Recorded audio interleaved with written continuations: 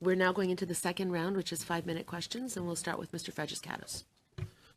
Chair, thank you very much, Ms. Dellis, for being here today.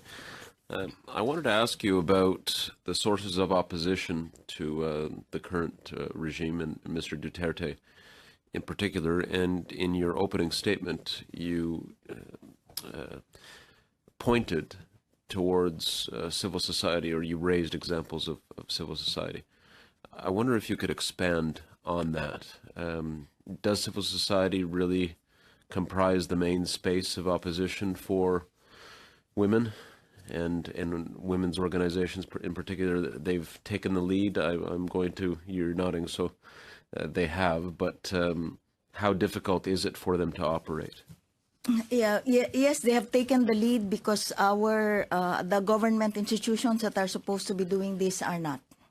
We have a Philippine commission, Women's Commission, which is supposed to be the guardian of the Magna Carta of women. But they have been well quiet. Of course, he appoints the people.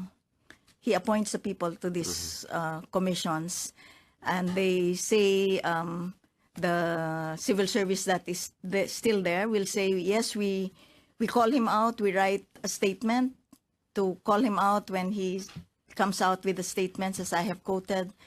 We submit them. Of course, they submit them to the House, to the Office of the President, and they don't know what happens. So in fact, it's civil society that one of the earliest sectors in Philippine society that stood out to say no, this cannot be, is the women's movement. In fact, we had to do a lot of reawakening of the passion of feminism, because I will say we had gotten complacent. We had gotten to the level of doing checklist women and development stuff. What do you need? We had felt, we were really quite out of this kind of a danger.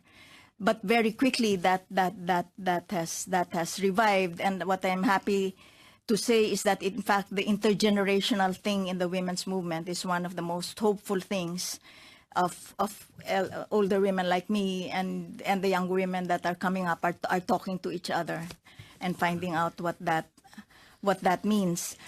But I think, in fact, and it is one of my advocacies, and I hope that there will be assistance here, is that we need to set up a parallel type of guardian of women's rights, because our official institutions are not working.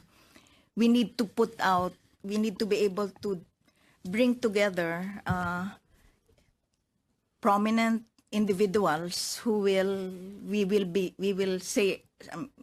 can say it may be a bit of a self-commissioning, but to become recognized in our society again, that somebody speaks out publicly and in one voice with strong gravitas when the need to push back is there. Thank you for that. And I think you have an ally in Canada. You will know, of course, that our government has spoken out strongly on extrajudicial killings, and we are, as part of our foreign policy agenda and the development policy in particular that we've spearheaded under the Prime Minister and under then Minister Bibo in International Development and now Minister Monsef, we have seized the moment to fund women's organizations, because we truly believe in making that a fundamental cornerstone of our foreign policy and development policy. And that includes in the Philippines. What else would you like to see Canada do? No, I would like to see more the Canadian Embassy, for example, getting more engaged in the democratic discourse at home. We hear it from outside. We don't hear it from your representatives inside the Philippines.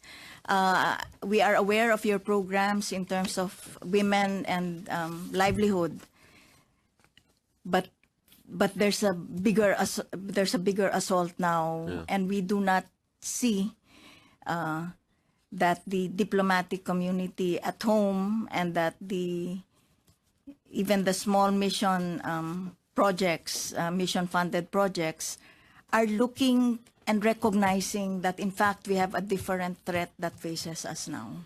Thank you very much. Thank you very much.